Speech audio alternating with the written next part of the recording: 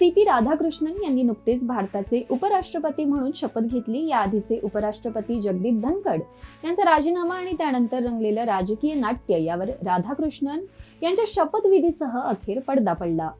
राधाकृष्णन यांची उपराष्ट्रपतीपदी झालेली निवड अनेक अर्थाने महत्त्वाची मानली जाते। सी.पी. राधाकृष्णन यांच्या उपराष्ट्रपतीपदी झालेल्या निवडीचे राजकीय अर्थ तसेच त्यांच्या समोरील आव्हाने यावर प्रकाश टाकणारा हा स्पेशल रिपोर्ट।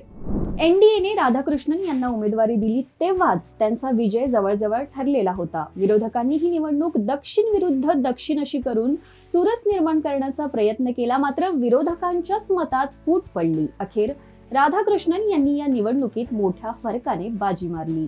राधाकृष्णन हे तामिळनाडूचे नेते। भाजपला अजूनही तामिळनाडू, केरळ सारख्या राज्यात आपले पाय रोवता आलेले नाहीयेत, त्यामुळे उपराष्ट्रपती पदावर दक्षिणेकडचा चेहरा देऊन भाजपने आपली नजर दक्षिणेकडे वळवली आहे, असा स्पष्ट संदेश यातून देण्यात आलाय।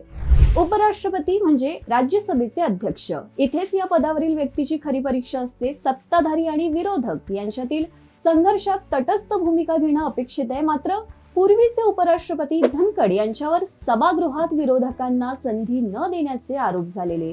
अशात आता राधाकृष्णन यातून कसा मार्ग काढतात हे पाहावं लागणार आहे। राधाकृष्णन यांचा प्रवास RSS पासून सुरू झालेला, त्यांची ओळख भाजपचा तामिळनाडूतील चेहरा अशी झालेली, मात्र आता ते उपराष्ट्रपती आहेत। संविधानिक पदावर असताना त्यांना आपली जुनी राजकीय ओळख विसरून सर्व पक्षांमध्ये संतुलन साधावं लागणार आहे। हीच त्यांच्यासाठी मोठी कसोटी ठरणार असल्याचं मानलं जातंय। सभागृहाचे वातावरण शांत ठेवणे, सर्व सदस्यांना समान संधी देणं हे राज्यसभेचे अध्यक्ष म्हणून सी.पी. राधाकृष्णन यांचं कर्तव्य असेल। या कामी त्यांचा राजकीय अनुभव त्यांना नक्की उपयोगी पडेल।